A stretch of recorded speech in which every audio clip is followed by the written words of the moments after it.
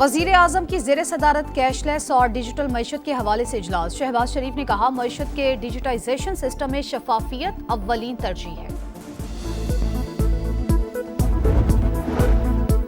حکومت اور sugar industry کے درمیان معاملات طے۔ چینی کی ایکس مل قیمت 165 روپے فی کلو مقرر کرنے پر اتفاق۔ وزارت غذائی تحفظ کے مطابق صوبائی حکومتیں فیصلے کی روشنی میں سستی چینی کی دستیابی یقینی بنائیں گی۔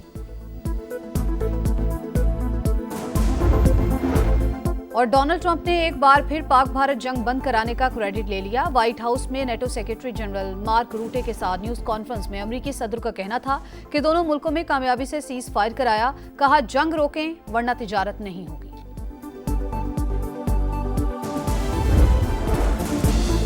پاکستان سٹاک مارکیٹ نئی بلندیوں پر۔ تاریخ میں پہلی بار 1,36,000 کا تاریخی سنگ میل عبور۔ 100 انڈیکس میں 2,202 پوائنٹس کا اضافہ۔ حالیہ مثبت معاشی اشاریہ حکومتی پالیسیوں کی سمت درست ہونے کے عکاس ہیں۔ وزیر اعظم کا اظہار مسرت۔ کہا ملک معاشی استحکام کے بعد معاشی ترقی کی راہ پر گامزن ہو چکا۔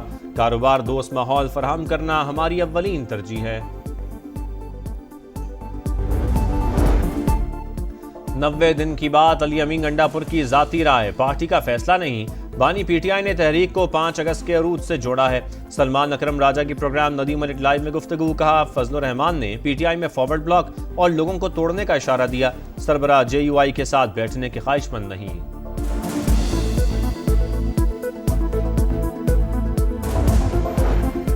تحریک انصاف سے اختلاف کو اختلاف تک رکھنا چاہتے ہیں، ان کی تلخی اور بد اخلاقی پر کوئی جواب نہیں دینا چاہتا۔ مولانا فضل الرحمان کی 4 صدا میں میڈیا ٹاک۔ کہا خیبر پختونخوا میں تبدیلی کی ضرورت ہے۔ پی ٹی آئی کے اندر تبدیلی لانے کی بات کی تھی۔ موجودہ حالات میں صوبہ کسی سیاسی کشمکش کا متحمل نہیں ہو سکتا۔ مولانا فضل الرحمان کے بھائی نے علی امین گنڈا پور کا چیلنج قبول کر لیا۔ اپنے بھائی سے استعفیٰ دلواؤ، پہلے مجھ سے مقابلہ کر کے دکھاؤ۔ ضیاء الرحمان کی للکار۔ کہا تمہاری حیثیت نہیں، جے یو آئی امیر تمہارا چیلنج قبول کریں۔ علی امین کے انداز گفتگو سے معلوم ہو گیا ان کے چل چلاؤ کا وقت آ چکا۔ وزیر اعلیٰ کا بیٹا ہو یا کوئی اور، قانون سے کوئی بالاتر نہیں۔ بیٹے کی گاڑی کا چلان کرنے والے اہلکار کو شاباش دی۔ وزیر اعلیٰ پنجاب مریم نواز کا لاہور میں تقریب سے خطاب۔ کہا قبضہ مافیا اور ناجائز منافع خوروں سے عوام کو نجات دلائیں گے۔ پہلی Punjab enforcement and regulatory authority launch کر دی۔ اگلے ہفتے سے لاہور میں سرگرم عمل ہوگی۔ زائرین کے مسائل کے حل کے لیے پاکستان، ایران، عراق کا مشترکہ ورکنگ گروپ بنانے کا فیصلہ۔ تہران میں سہ ملکی وزرائے داخلہ کانفرنس۔ ایران عراق جانے والے زائرین کو ہر ممکن سہولیات دینے پر اتفاق۔ 1 جنوری سے پاکستانی زائرین انفرادی طور پر عراق نہیں جا سکیں گے۔ گروپ آرگنائزرز کی رجسٹریشن شروع کر دی۔ وزیر داخلہ محسن نقوی کا خطاب۔ کہا ایران اور عراق جانے والے زائرین کو باقاعدہ رجسٹرڈ کریں گے۔ اسرائیل کے خلاف فتح پر ایران کو مبارکباد، بھرپور حمایت کا عزم۔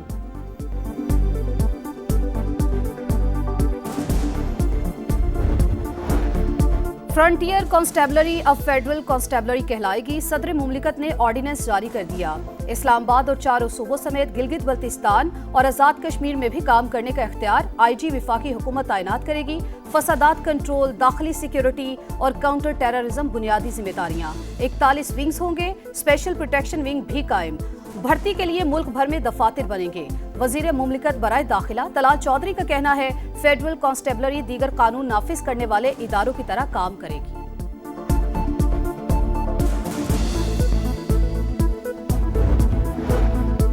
خیبر پختونخوا سے قومی اسمبلی کی مخصوص نشستوں کی تقسیم۔ الیکشن کمیشن نے درخواستوں پر فیصلہ محفوظ کر لیا۔ نون لیگ کے وکیل کی جے یو آئی کے برابر نشست دینے کی استدعا۔ جے یو آئی کے وکیل کہتے ہیں نون لیگ کا موقف مانا گیا تو بھی ان کی نشست بڑھنے کے بجائے کم ہو جائے گی۔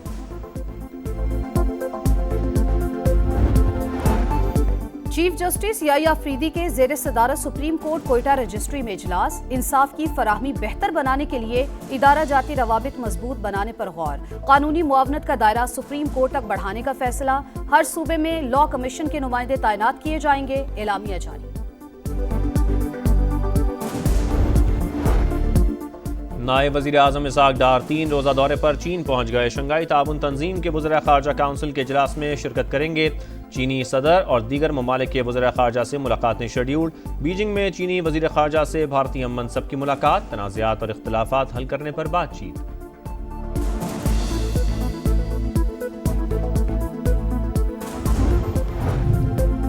مانسون کا دھواں دار سپیل، پنجاب، سندھ اور خیبر پختونخوا میں بادلوں کی گرج برس، صرف 10 منٹ کی بارش سے حیدرآباد پانی پانی، سڑکیں ندی نالوں کا منظر پیش کرنے لگی۔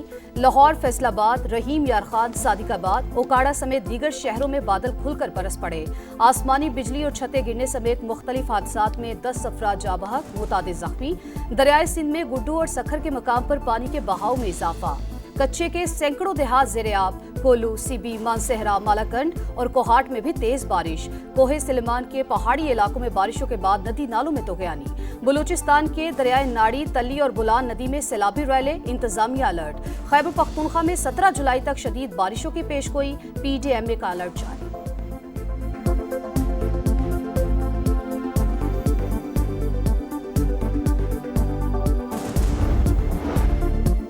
عوام ہوشیار، خبردار، آئندہ 15 روز کے لیے پیٹرولیم مصنوعات 6.5 روپے فی لیٹر تک مہنگی ہونے کا امکان۔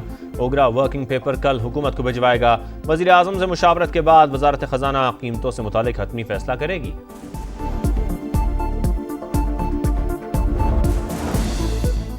اداکارہ حمیرہ اصغر کی پراسرار موت کی تحقیقات، پوسٹ مارٹم اور گھر سے حاصل ہونے والے نمونے فورینسک لیبارٹری کو موصول۔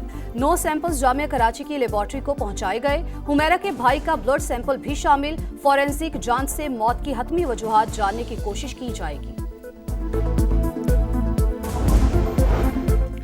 فضائی محاذ پر پاکستان کے ہاتھوں بدترین شکست کا انجام، بھارتی طیارے برطانیہ کے سب سے بڑے ایئر شو سے آؤٹ۔ دی رائل انٹرنیشنل ایئر ٹیٹو میں پاکستان کے JF-17 تھنڈر سمیت 3 طیارے دھاک بٹھائیں گے۔ 30 دیگر ممالک کے طیارے بھی حصہ لیں گے۔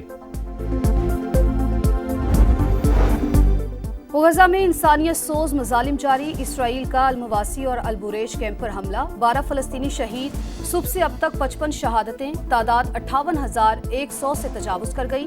امریکی صدر ڈونلڈ ٹرمپ غزہ میں جنگ بندی معاہدے کے لیے پرامید، کہتے ہیں اگلے ہفتے معاملات طے پا جائیں گے۔ بھارت میں پاکستانی کھلاڑیوں کو سیکیورٹی خدشات، ایک اور بڑا فیصلہ، ایشیا کپ ہاکی کے بعد جونیئر ورلڈ کپ کے لیے بھی پاکستان ٹیم بھارت نہیں جائے گی۔ باقاعدہ اعلان پاکستان ہاکی فیڈریشن کرے گی۔ جونیئر ہاکی ورلڈ کپ رواں سال بھارت میں شیڈیولڈ۔ کلب فٹ بال پر چیلسی کا راج، برطانوی ٹیم نے فیفا کلب ورلڈ کپ جیت لیا، فائنل میں PSG کو 3 گول سے شکست۔ امریکی صدر ڈونلڈ ٹرمپ نے چیمپئنز کو ٹرافی دی، وننگ ٹیم کا ٹائٹل کے ساتھ خوب جشن۔ اختتامی تقریب میں رنگ برنگے مناظر، فنکاروں نے خوب جلوے بکھیرے، فائر ورکس نے سما باندھ دیا۔